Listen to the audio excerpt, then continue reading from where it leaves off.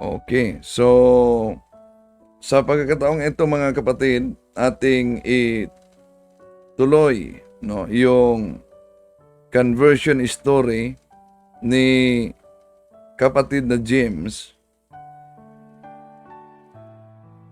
na ngayon isang dating kapatid na James Consinsino na dating preacher ng born again, galing mismo sa lahi ng mga protestante. At yung lola niya ay nagiging pastora sa born again, nagiging preacher siya sa sikta na itinatag ni Pastor Rod Cobos sa Davao, yung grabe manuligsa sa pananampalatayang Katoliko. Ngayon, pakinggan natin muli. Church, I found the truth. Pero iisa-isahin natin yan. So, ganun po yung style ko in making my disciples. So, in fact, sa akin noon, I have 68 people under me. No? 68 katao ang nililinglang ko, nire-recruit ko upang mas lumago yung network ko. Yun po ang style namin. So, ganito.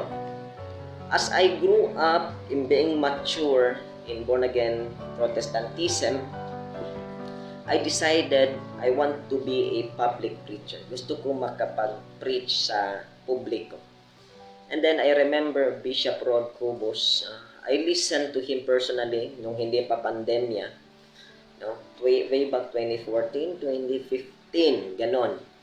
No, nakikinig ako sa kanya doon siya sa stage, nakikinig ako sa kanya. Yung simbahan po namin doon po dati sa Cinema 1, if I remember, Cinema 1 doon sa Victoria Plaza dito sa Davao City. Ngayon, lumipat sila sa Cap Auditorium dito sa Magallanes. Hindi ko na alam ngayon asan sila because pandemic, wala po silang services.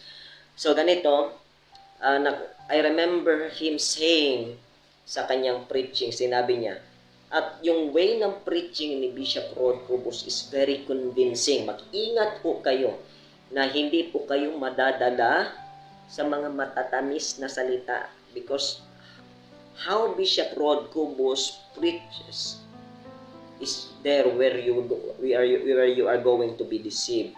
No? Yung style ng preaching niya ay nakakapaglingla. No? Masarap po siyang magsalita. At saka yung voice tone niya parang ang laki ng boses niya tapos tinatawag niya strong voice na parang totoo ba? Ganon. So, I remember him saying in his preaching, sinabi niya, huwag kayong mag-alala. When you go out and preach the gospel, the Holy Spirit is with you. He will help you in the times of distress. Alam niya? He will help you in the times of distress because the Holy Spirit is with you. When you are going out to preach in public, preach boldly because the Holy Spirit is with you. Hindi niya kayo iiwan. Napakasarap pakinggan, no? So ngayon, doon ako nagkaroon ng encouragement. Wow! Yung Holy Spirit na kasama ko pala when I preach in public. So ang ginawa ko, nagpaalam ako sa mas nakakataas ko pa na leader. Even though na isa na akong leader dati, nagpaalam po ako sa mas nakakataas kong leader. Brother, gusto ko pong mag-preach sa public. No? Siya, sige, mag-preach ka sa public. Ayun, nag-prayer muna kami bago kami mag-preach. So, yung nakakataas ko pang leader, ina-assign po kami. Yung iba, ina-assign doon sa Gisano Mall. No, ang iba, ina-assign doon sa People's Park. Ang iba, ina-assign doon sa mga kalye.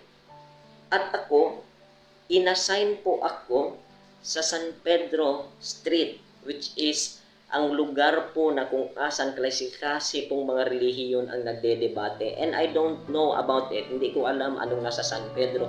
Pero alam ko asan banda ang San Pedro. Pero hindi ko alam yung mga ano bang ginagawa dyan sa San Pedro, sino bang mga tao nandyan, sino bang mga taong makikinig sa akin dyan. I just knew the place but I don't know what is the activities of the place. Okay? So, inassign po ako sa San Pedro Cathedral. Doon ako sa plaza. Kung napapansin nyo yung debate yung kadebate ko na nag-viral, yung umaangkin na propeta, doon po yung lugar na kung asan nag-preach po ako. No? So, sigaw na ako doon sa harap ng simbahan. Kaya mga kapatid, maghanda kayo dahil malapit na magbalik ang ating Panginoong Hesukristo. Kinakailangan yung tanggapin ang ating Panginoong Hesus bilang ating tagapagligtas at Panginoon. Dahil siya lamang ang makakapagligtas at hindi ang relihiyon, hindi ang simbahan, hindi ang pari, hindi po ang pagsasamba ng rebulto ang makakapagligtas. Ayan ang style ng preaching ko doon. And little did I knew na yung mga audience ko sa plaza ay hindi lang ordinaryo na tao. As I preach in a way, no, as I preach the word of God in my way, no, it is not the apostles' way, in my way. Okay? Nung nagsimula na akong mag-preach, hindi ko alam na ang mga audience ko ay mga Catholic faith defenders pala, mga CFD. Pagkatapos ng preaching ko, isa sa mga CFD nagtaas ng kamay. Brother, pwede ba magtanong sa preaching mo? Sinabi ko naman, kasi nga confident ako, kasama ko bitaw yung Holy Spirit.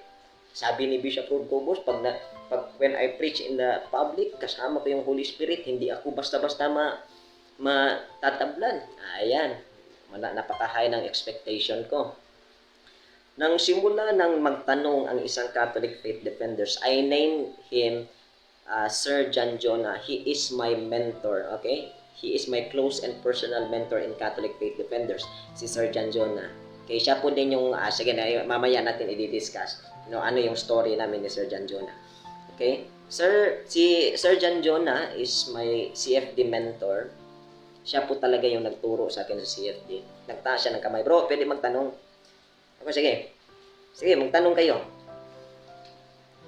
Yang simbahan ba na pinagsasakupan mo, yan ba ang itinayo ng ating Panginoong Hesus? At the first time that I heard that question, medyo nalilito ako. Dahil nagtatanong ako, meron palang itinayo si Hesus na simbahan? Sa aming training sa Born Again 1, hindi po kami tinuruan na may itinayo si Hesus na simbahan. Kasi ang itinuturo sa amin, walang relihiyon na makakapagligtas. Nakita niyo mga kapatid, gaano ako ka blind, gaano ako ka tulog na hindi ko alam na may itinayo pala si Jesus na isang iglesia. Remember, I read the Bible Genesis up to Revelation 5 times already. Okay? Natapos ko na po ang buong Biblia 5 times. Because that is our training in Protestant. Kailangan maubos mo yung Biblia, yung isang buong Biblia, from Genesis up to Revelation in 1 year.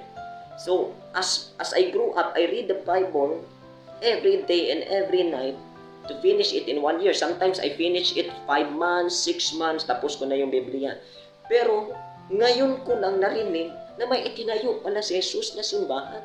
So, nag-counter question ako, Sir, saan ba mababasa sa Biblia na may itinayo si Jesus na simbahan? Ayun, nagbukas ng Biblia si Sir John Jonah at sinabi niya, eto, basahin mo itong Matthew chapter 16 verse 18. Ang sinabi dito, ikaw ay si Pedro at sa ibabaw ng batong ito ay itatayo ko ang aking iglesia. Ni kahit ang Hades ay hindi makakapagnaig nito. So napansin mo, ni-explain pa niya sa akin. So napansin mo brother, nakita mo na ang Panginoong Hesus ay nagtayo ng iglesia at ang sinabi dito, itatayo ko ang aking iglesia. Hindi po sinabi dito, itatayo ko ang aking mga iglesia.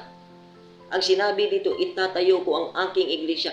Ibig sabihin, iisa lamang ang itinayo ng ating Panginoong Hesus na iglesia. At tinanong ako ng CFD, aling iglesyang itinayo niya? Yung isa lamang. Kasi napakaraming iglesia ngayon. Ang ginawa ko, nag-walk out ako. Galit na galit ako. I am very frustrated. Nag-walk out ako dahil hindi ko nasagot yung tanong. At wala talaga akong ikakasagot.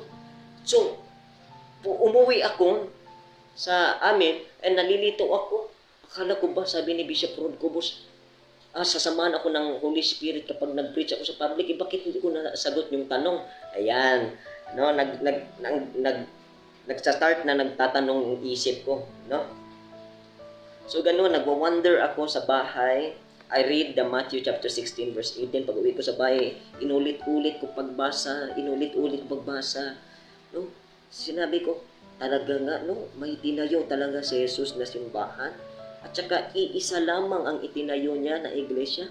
Ano bang iglesia na ito? Ano bang simbahan na itinayo niya? Wala namang nakabasa dito na si Bishop Rod Cubos ay inutusan niya na magtayo ng Christ the Healer International Missions Movement. Wala ding sinabi dito ang iglesia ni Cristo ay inutusan si Manalo na magtayo ng iglesia ni Cristo. Wala ding sinabi dito na si Ellen G. White ay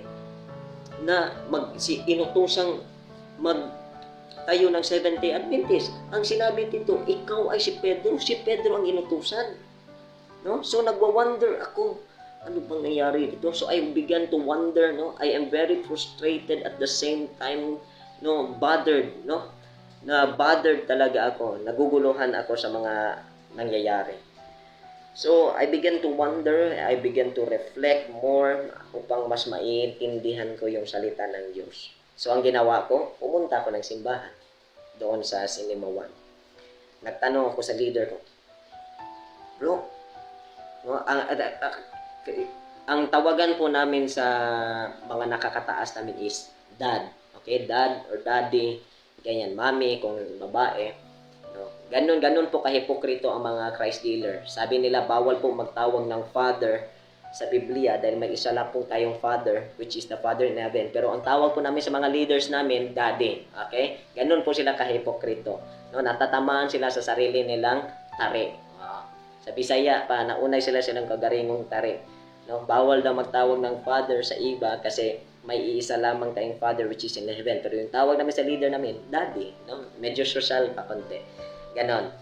So, I began to ask my leader. Ako, daddy, dad, bakit ba ganito? May itinayo palang iglesia si Jesus. At sinabi dito, iisa lang ang iglesia niya. At ang inutusan niya, si Pedro, hindi si Bishop. At ang sinabi ng leader sa akin? Anong sinagot niya? Pati siya, nagalit. Bakit bakit mo itinatanong sa akin yan, ganyan? Hinahamon mo ba si Bishop Rod Cubos, ganyan? Kasi ang pagtingin talaga namin kay Bishop Rod Cubos is very anointed person. No? Ganyan, bakit po pinagalitan ako? Huwag ka na babalik doon sa plaza o ganyan. Daming galit sa akin yon kasi nakikipagdebate na ako. Pero as I began to reflect more, no, umuwi ako ng bahay, hindi ko talaga mapipigilan yung tinatawag natin yung bothered, no, yung naguguluhan ka. Hindi yung Matthew chapter 16 verse 18 palaging umiikot sa utak ko na hindi siya nawawala, no? So what did I do? Hindi ako nakinig sa leader ko. Hindi ako nakinig sa daddy ko. Ang sinabi ko, ang ginawa ko, bumalik ako ng plaza. Nakipagdebate ako ulit. Grabe ang yung argumento namin between CFD and me.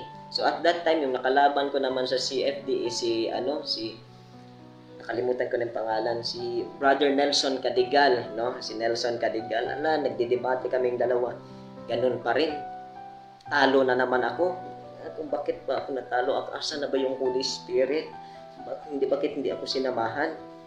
So, ang ginawa ko para mas lumalim pa, may isa pong Catholic faith defender na medyo ginamit rin ng Panginoon upang ma-discover ko din yung katotohanan. His name is late Brother Eusebius Gundong. Namatay na po siya. Si late Brother Eusebius Gundong. I pray for your souls, brother. I miss you so much. Okay, thank you for being an instrument to God, for God, at sa akin na makita kung katotohanan. Sinabi niya sa akin, nilapitan niya ako kasi nakaupo ako doon sa gilid ng plaza at nakatulala po ako.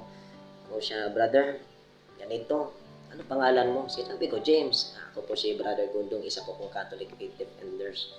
pwede ka naman ding magsuri sa simbahang Katoliko, no? Pwede ka naman magsuri. Wala po, hindi naman bawal magsuri sa simbahang Katoliko. Hindi ka rin namin pipilitin na maging Katoliko, no? So, at that time, marami talaga akong katanungan sa Santa Iglesia Katolika, like bakit ang mga Katoliko ay gumagawa ng rebulto, sumasamba sa rebulto o nagluluhod sa harap ng rebulto. Ang sinabi sa Exodus chapter 20 verse 4, bawal gumawa ng rebulto. Bakit binibinyagan ang bata na si Jesus, binibinyagan malaki na? Bakit mayroong purgatorio na ang sinabi sa Biblia langit lang at saka impyerno? Bakit pa maghihingi ng pagdadasal kay Mama Mary na Jesus Christ is our mediator with God? Bakit si Mama Mary walang sala, immaculate conception siya? Bakit she is free from all sin, na ang sinabi sa Romans chapter 3 verse 23, ang lahat ng tao ay nagkakasala? So napakarami ko pong tanong, no, at that time. And Brother Eusebius Gundong was one of the bridge or one of the instrument by God for me to discover the answer of all of my question. So at that time, nag-start akong mag-explore, no? Mag-explore. Pero hindi ko po inuna ang simbahang Katoliko. Why? Dahil galit na galit pa rin ako sa mga rebulto. Ayaw ko talaga ng rebulto. Kahit anong gawin nyo, kahit putulan pa ako ng ulo noon, ayaw ko talaga magkaroon ng rebulto. Ang ginawa ko, pumunta ako ng Iglesia ni Cristo. Nag-observe ako sa Iglesia ni Cristo, pero nung narinig ko ang doktrina nila na ang ating Panginoong Hesus ay tao at si Manalo ay anghel, doon umalis kaagad ako. Dahil ang paniniwala ko ay si Kristo Diyos. Yan din paniniwala ng born again, no? And then pumunta ako ng Seventh-day Adventist. As a born again naman, tinuruan din kami bakit Sunday ang worship namin. So sa Seventh-day Adventist is Sabado. So hindi naman ako nagpatuloy. Lumipat naman ako ng Jehovah's Witnesses. Ganon pa rin. Hindi pa rin sila naniniwala na si Jesus ay Diyos. Umalis na naman ako sa pagiging Jehovah's Witnesses until pumunta ako ng Mormons, no? Tapos yung Mormons, kailangan meron silang doktrina na kung gusto mo maliligtas yung kaluluwa ng mga patay mong kamag-anak, kailangan ikaw ang sasalba sa kanila sa pamamagitan ng pagbabautismo mo sa Mormons o pag-anib mo sa Mormons. So hindi naman ako naniniwala kaagad at umalis agad ako. Until ano pa yung na-observe ko, pumasok din ako sa mga Misaya, no? Yung mga Hebrews, yung Yahshua HaMashiach, yung mga Yahweh, alam nyo na yon, no? Klase-klaseng mga simbahan ang pinasok ko because I want to find the truth. Kasi nandoon pa rin sa utak ko ang Matthew chapter 16 verse 18. I want to discover what is that church at sino yung church. And I have no choice. Inikot ko na ang buong relihiyon. Inikot ko na ang buong simbahan. So bumalik ako sa plaza. And at that time, nakita ko na po si Sir John Jonah ulit. Binabaan ko po yung pride ko at lumapit po ako sa kanya. Nagpakilala po ako ulit, Sir. Ako po si James, yung nakadebate mong, yung sinubukan mong magtanong na nag-walk out po nung nag-preach ako sa plaza. Gusto ko pong maintindihan yung Matthew chapter 16 verse 18. Gusto ko pong maunawaan kung ano po ang nakasaad nito. Anong sinabi ni Sir John Jonah? May klase po tayo sa CFD, bro. Every Thursday and Saturday 7 to 9 p.m. Wala pang pandemya. Doon sa San Pedro Cathedral. So ganun, nag-attend ako ng klase, no, in-explain lahat doon, pero hindi po ako nagre-rely sa kanila. What did I do? Ganito kasi yan. Dito is San Pedro Cathedral, tapos sa gitna niyan ay plaza, dito highway, San Pedro Cathedral, highway, tapos plaza, at sa harap po, sa atbang harap po ng cathedral is Sangguniang Panglungsod. Nandyan po yung city library namin sa Davao City. So ang gagawin ko, pagkatapos ko makinig dito sa CFD, yung mga reference ng mga history, ng mga books na sinusulat nila, ay pupunta ko doon sa city library at isascan ko, isearch ko kung totoo bang sinabi nila na nandoon talaga sa libro. So I do my own research sa City Library. No, binasa ko lahat ng mga kasaysayan doon, klase-klaseng kasaysayan, Crowley's Encyclopedia, International Encyclopedia, Encyclopedia Britannica, Encyclopedia Americana, World History by O'Brien. No, klase-klase pong mga kasaysayan ang binasa ko doon. At lahat po ng kasaysayan, wala pong ibang pinupunterya na kaisa-isahang iglesia na itinayo ni Jesus, kundi ang simbahang Katoliko lamang. Sinabi po doon na wala pong ibang iglesia na itinayo si Jesus, kundi ang Iglesia Katolika Apostolika Romana. So nakita ko na totoo talaga yung sinabi ng mga CFD. At pagtingin ko sa libro is mga standard references. Pag sinabi po nating standard references, mga kapatid, ang standard references po, wala po siyang kinikilingan. No? Wala pong pinapaboran. No?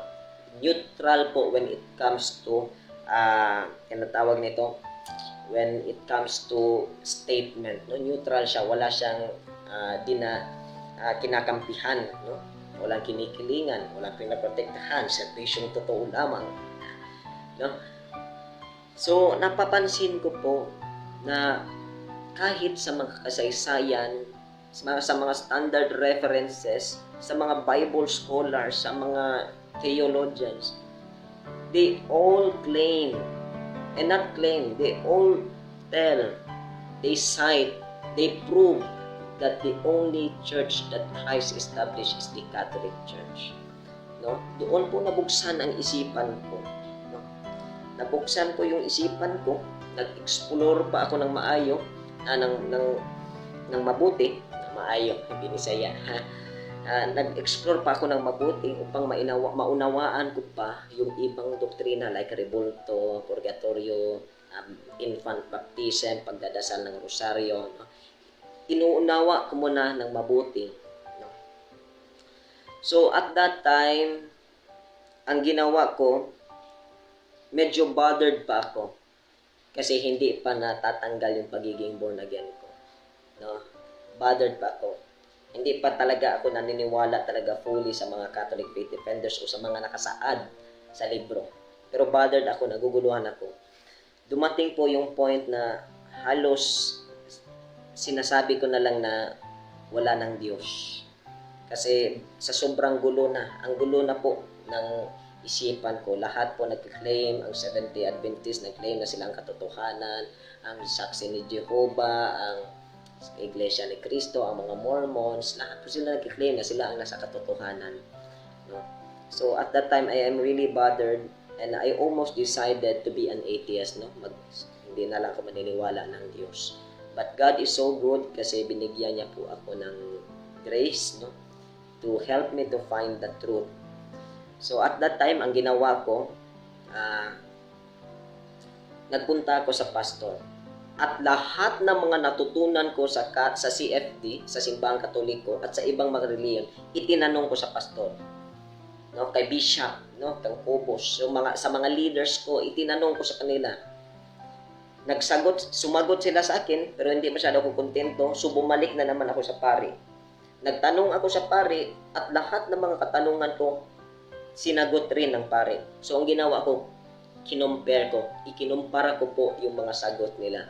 Kinumpare ko po yung sagot ng pastor namin, kinumpare ko rin yung sagot ng pari ng Simbahang Katoliko. At sa aking pagkukumpara, mabigat po ang sagot ng Simbahang Katoliko. And that's how I decided, no, to listen and to learn more about Catholic. Hindi pa ako nagdesisyon na magiging Katoliko. Nagdesisyon ako na mas pursigihan pa ang pag-study ko sa Simbahang Katoliko. So, to cut the long story short, sa pagpatuloy ko ng pag-aaral ng doktrina ng Santa Iglesia Katolika, I found the truth. Nakita ko ang katotohanan. Pero, I reflect, nagwa-wonder po ako na kung ipagpatuloy ko itong desisyon ko na lumipat o mag-convert sa Simbahang Katoliko, alam ko po ang consequence. Alam nyo bakit? Ang pamilya ko po ay protestante. Either dalawa o tatlo ang mangyayari. Una, sumama ang loob nila sa akin. Pangalawa, malaking gulo ang mangyayari sa bahay. Dahil ang mga uncle ko ay pastor. Pangatlo, hindi ako magpatuloy sa pagiging Katoliko. So, it was a very hard decision for me. No, it was very, very hard. So, at that time, I decided to convert as a Catholic. At nangyari na din yung nire-reflect ko na persecution. Pasensya na po kayo. Naging emotion. When I go back in times that I share the testimony of my conversion, mahirap po talaga, no? As we go on in deeper, the testimonial conversion, napakahirap po talaga mga kapatid. Yung dinanas ko, like, buong pamilya is hindi po siyang ayon sa iyo. Lahat po ng pamilya mo ay tinatawag na binabatikos ka, pinapersecute ka. Wala po akong kakampi at that time. I don't know sino po ang sasandalan ko. Galit na galit po sila when I decided to convert. Sa sobrang depressed ko at that time, I got to force, no, na napilitan akong huminto sa pag-aaral.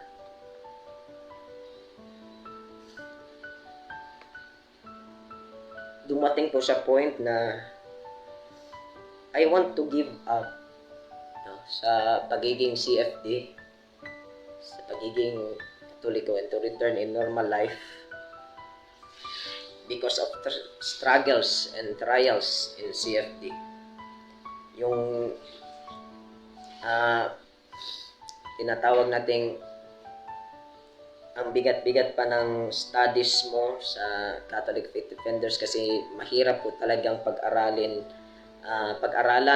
ang doktrina ng Santa Iglesia Katolika, especially when you study about theology and history, no, of the church, ecclesiology, no, mga ganun. Tapos darating pa sa point na pag-uwi mo sa bahay, klase-klaseng na masasakit na salita ang matatanggap mo. Ganun po kahirap yung persecution when you start to study in the Catholic Faith Defender. So when I decided to be a CFD, no?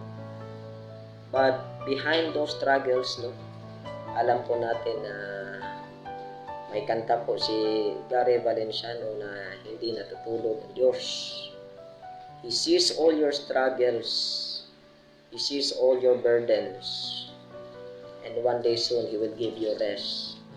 He will reward all those things, no, na pinagdaanan mo, na pinaghirapan mo. No, at saka yung time na when I decided to be in Catholic Church, napakahirap po talaga. Meron pong umabot po sa punto na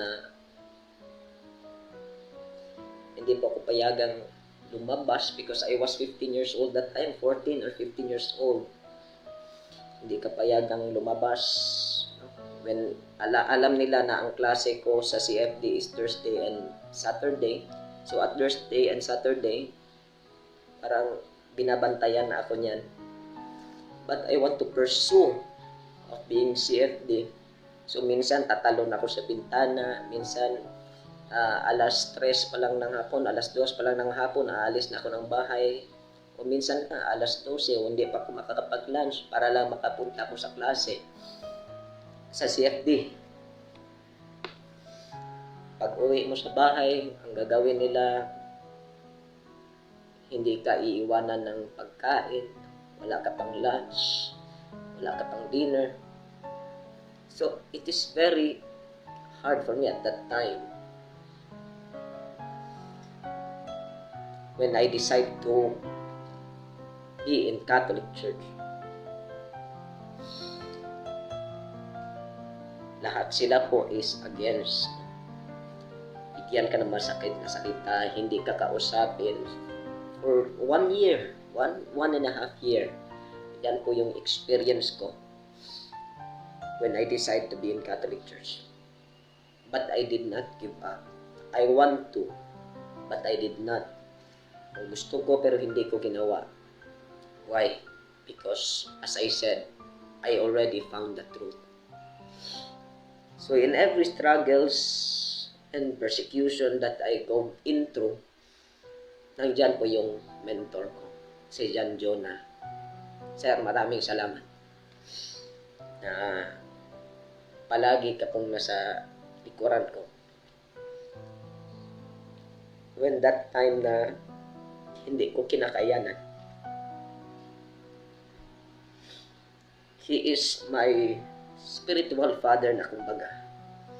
So, he is my second father because laki din po ako sa broken family. My mother and father get separated when I was 5 or 7 years old. Ganon. So, si Sergeant Jonah po ang naging standout na. Hindi lang tagapagturo ng doktrina, kundi tinuturuan niya ako kung paano ba mamuhay ang isang tao.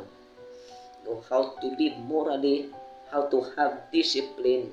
Siya po ang nagiging stand ko as parents. Thank you so much, sir. So I pray for years. No, nagdasal po ako for years na Lord, sana matanggap nila yung decision ko. And by the grace of God, Mama Mary is so good.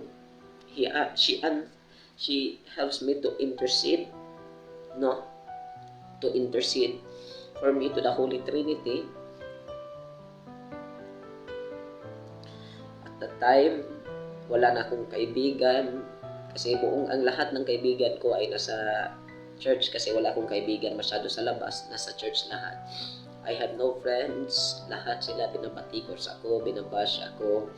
No, sinasabi nila na didemonyohan na ang utak ko, napasukan na ng maling doktrina ang sarili ko, baka nasisiraan ako ng bait. So mapag-isa po ako for nearly 2 years kasi hindi po ako gaano ka-close sa CFD. But when you pray the Holy Rosary is the most powerful prayer that you could ever have.